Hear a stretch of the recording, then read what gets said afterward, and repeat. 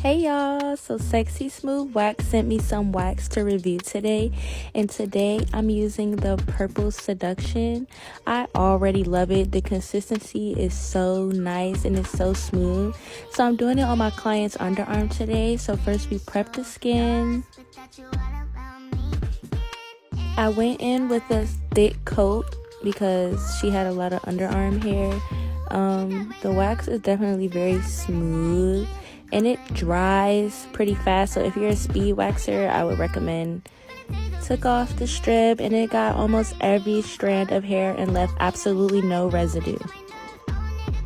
Then I went on the opposite direction with the thinner strip, the cleanup strip.